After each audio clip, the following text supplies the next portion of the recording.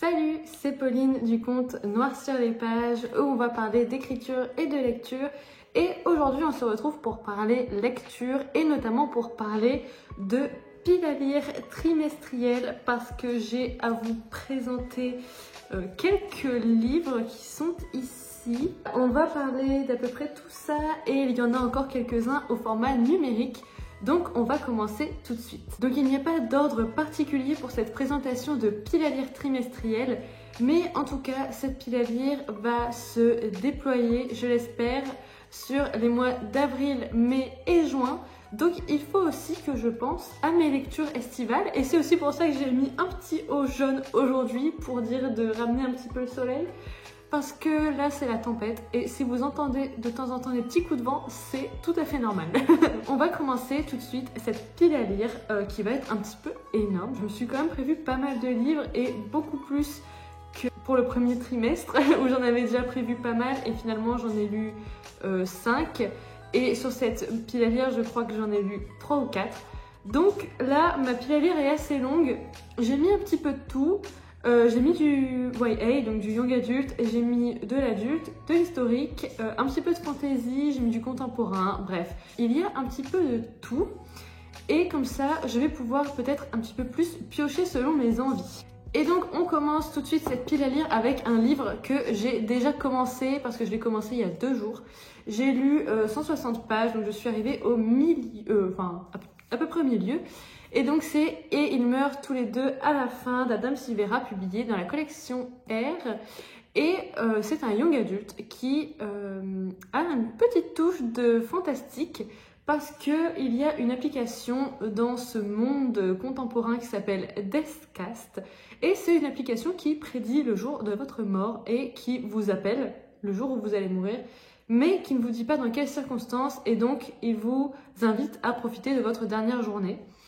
Et franchement, je sais pas pourquoi, mais ce livre m'a appelée d'un seul coup. Là, j'étais en panne de lecture ces derniers temps. Ça fait à peu près un mois que je suis un peu en misère pour lire et je me prévois quand même une pile à lire assez énorme, mais ce n'est pas le sujet.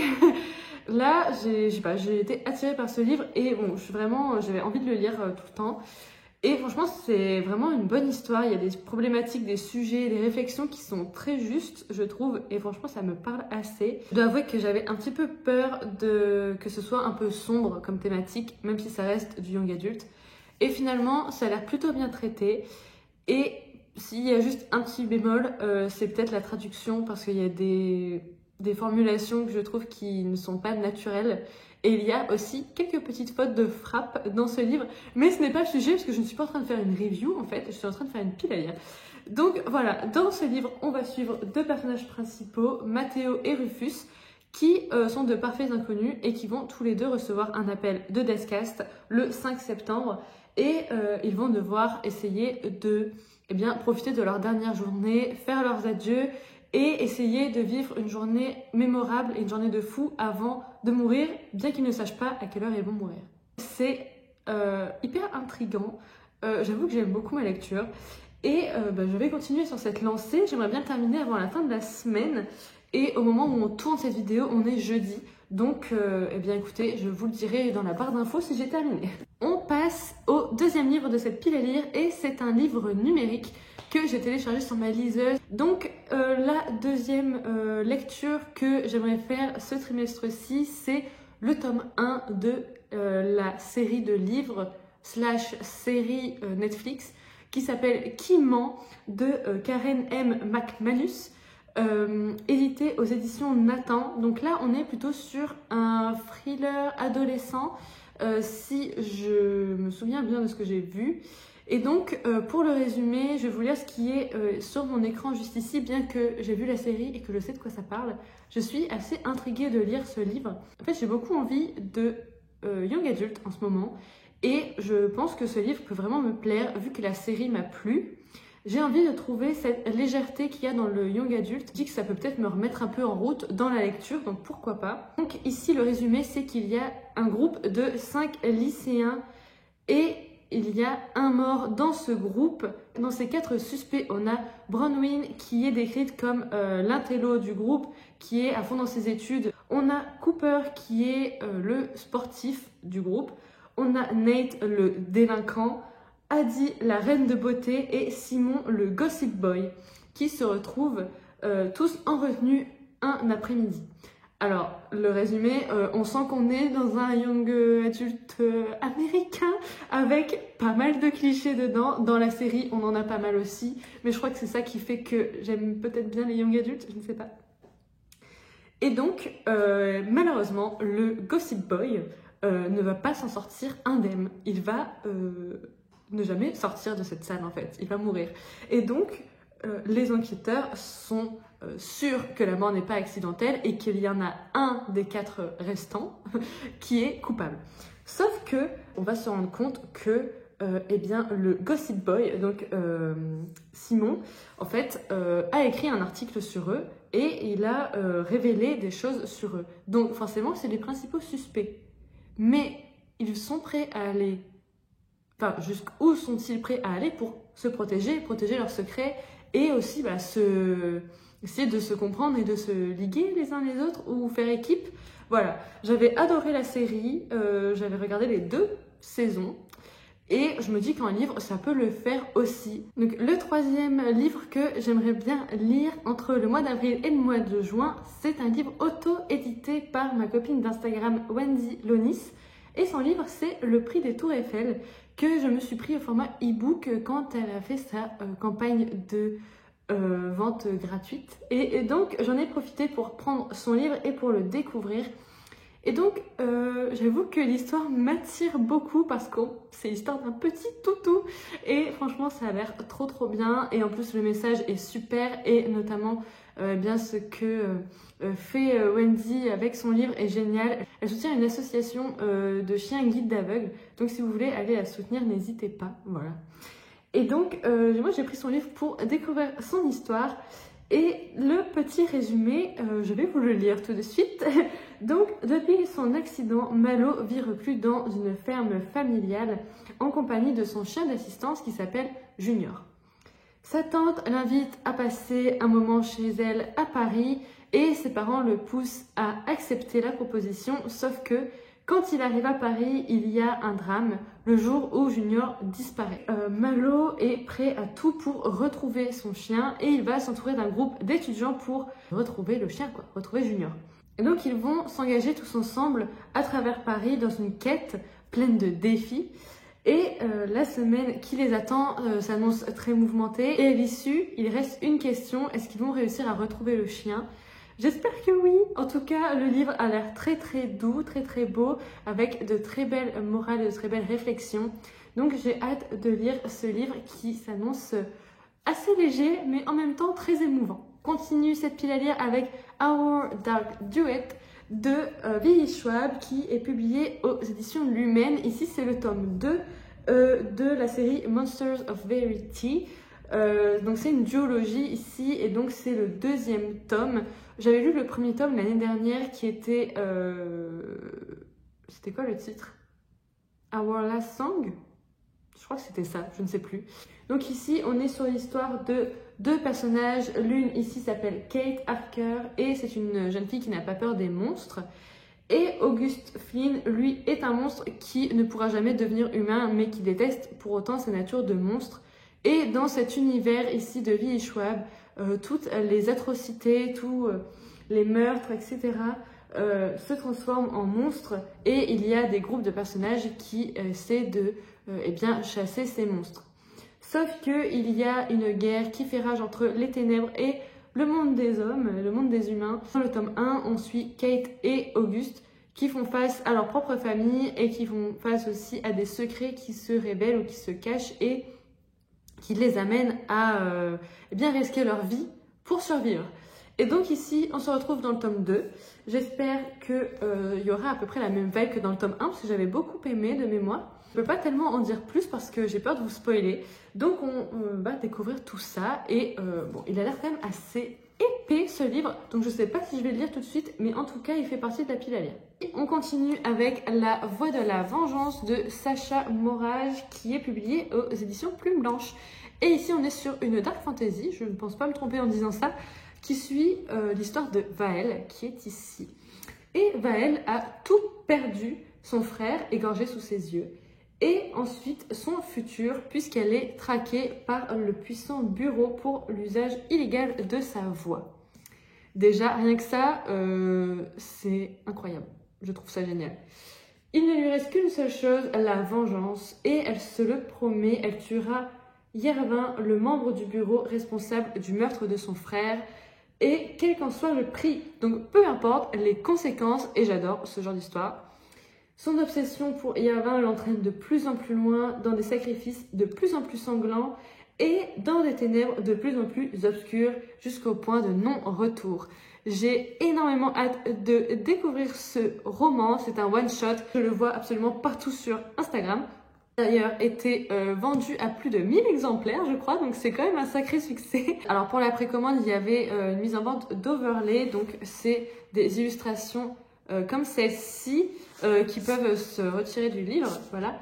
Et en fait il y a eu tellement de connexions, tellement de demandes que ça avait fait bugger le site de Plume Blanche. Mais j'ai eu mon overlay comme vous pouvez le constater, mais je crois que je l'avais déjà montré. Bref. Donc voilà, on est sur cette histoire pour La Voix de la Vengeance. Ça a l'air d'être une histoire assez sombre, mais ça n'empêche que j'ai envie de le découvrir et je ne pense pas que ce soit une lecture qui soit très adaptée à l'arrivée des beaux jours, au soleil, au mois de mai tout simplement. Mais on ne sait jamais parce que sinon, si je m'adapte à l'ambiance, ça veut dire que je dois le lire en octobre ou en novembre. Et j'ai pas envie d'attendre la fin de l'année pour le lire. Donc je vais sûrement le découvrir avant. Pourquoi pas en avril ou en mai, quand il fera peut-être un petit peu plus moche, on ne sait pas. J'imagine que ça c'est dans une ambiance assez sombre, assez grise. Donc voilà, j'ai énormément envie de découvrir ce livre et on va passer au suivant. Parce qu'il y en a encore pas mal des livres à présenter. Le prochain livre dont je vais parler, je suis hyper heureuse de le présenter parce qu'il sort aujourd'hui, donc le 4 avril, et il s'agit de La vie en turquoise, écrit par Élise Giraudot et publié chez Lézard des mots. Je suis hyper émue d'en parler parce que j'ai vu tout le processus d'Élise pour écrire ce livre, toutes les phases par lesquelles elles sont passées et qu'elle a documenté sur son compte Instagram. Comme il est publié aujourd'hui, je ne l'ai pas encore reçu.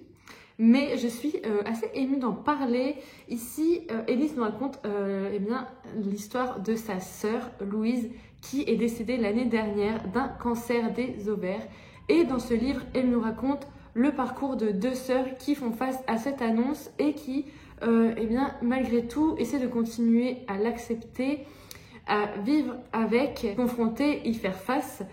Il y a des histoires familiales, des histoires amicales, de l'amour aussi, des tensions et des drames.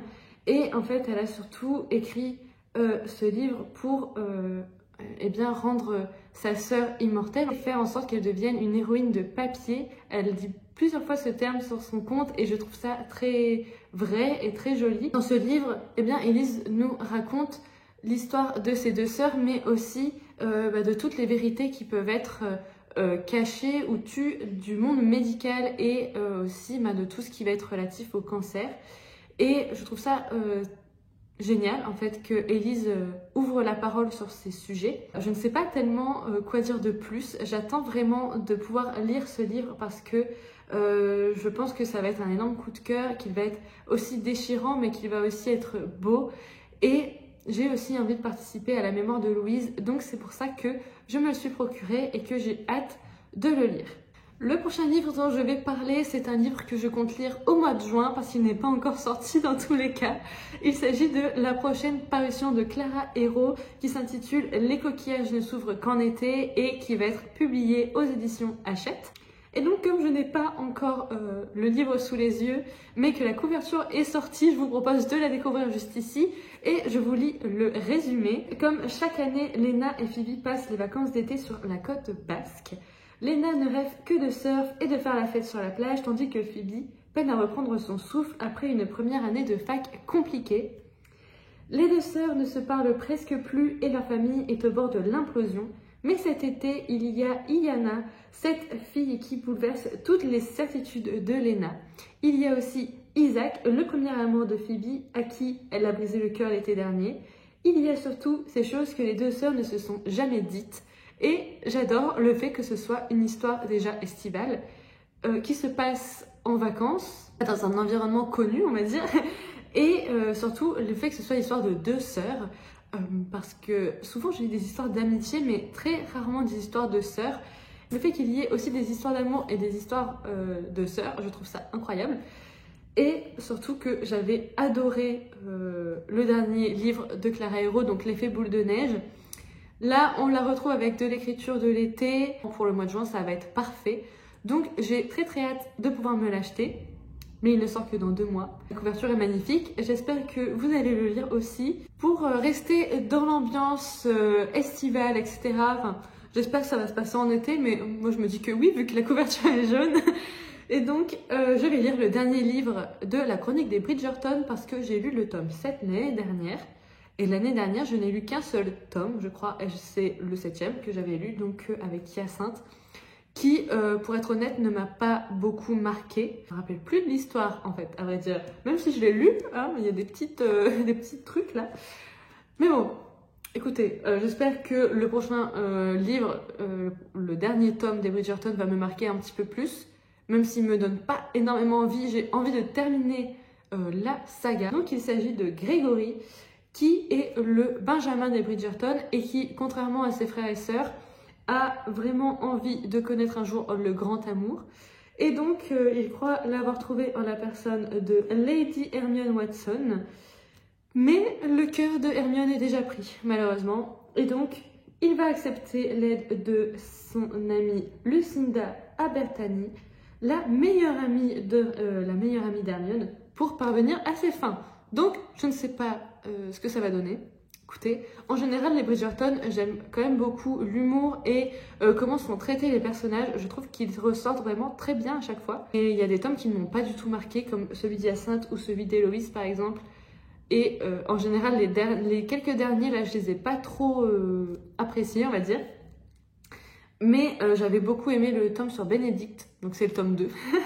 Mais bon, voilà, j'ai espoir que le dernier tome me plaise. Il fait à peu près cette taille-là, donc je pense que ça devrait le faire. Et je suis motivée à terminer cette saga. Et enfin, le dernier livre dont je vais vous parler, parce qu'il y en a eu pas mal finalement, c'est Toute la lumière que nous ne pouvons voir de Anthony Doerr, publié chez Le Livre de Poche pour la version française, la version traduite. Et donc ici, on est sur un roman historique adulte. Donc c'est ici une histoire qui se passe à Paris sous l'occupation, à l'effervescence de la libération. Et donc on suit 2 personnages. Il y a Marie-Laure, une jeune aveugle réfugiée avec son père à Saint-Malo, et Werner, un orphelin, véritable génie des transmissions électromagnétiques, dont les talents sont exploités par la Wehrmacht pour briser la résistance. Et donc on a un peu les 2 côtés de l'histoire. C'est un livre qui me faisait déjà beaucoup envie il y a quelques années quand il est sorti. J'avais hésité à me l'acheter en anglais et finalement je ne l'ai jamais fait. Récemment, la série est sortie sur Netflix. Donc dans la série, il y a Louis Hoffman et je l'adore, cet acteur. Et donc je me suis dit qu'il fallait que je lise le livre avant de regarder la série. En plus, j'adore les romans historiques. Ça fait 1000 ans à peu près que je n'en ai pas lu. En général, en été, j'aime bien lire des romans historiques. Donc franchement, je me dis que entre les Bridgerton, qui est historique mais plutôt léger, avec un regard assez contemporain, on a cette histoire-ci qui se base sur une histoire vraie. Donc, je sais pas si l'histoire est vraie, mais en tout cas, le contexte général est vrai. Franchement, j'ai beaucoup trop hâte de me lancer dedans, mais il est énorme, ce livre. Il fait quasiment 700 pages. Voilà, 700 pages, c'est assez gros. On a celui-ci qui est aussi assez énorme. On a aussi La Voix de la Vengeance qui est assez gros. Et je crois que La Vie en turquoise aussi est assez énorme à lire. Mais franchement, j'ai envie de réussir à lire tous ces livres. Comme pour ma dernière palle trimestrielle, je l'avais dit aussi, il y a des livres qui vont être un petit peu des défis, des challenges à lire parce qu'ils sont énormes, comme tous ceux que je viens de vous montrer. Mais franchement, je pense que je peux y arriver si je me concentre un peu plus sur la lecture et si j'oriente un petit peu plus mes soirées sur la lecture, par exemple. Ce qui était l'un de mes objectifs en début d'année et que j'ai un petit peu lâché au mois de mars. Revenir à la lecture en avril en mai et en juin. J'espère que nous avons des lectures en commun. N'hésitez pas à me le mettre en commentaire ou même s'il y a des livres que vous ne connaissez pas et qui vous font envie. En tout cas, sur ce, je vous laisse. On se dit à bientôt sur Instagram et bientôt en commentaire. Bisous!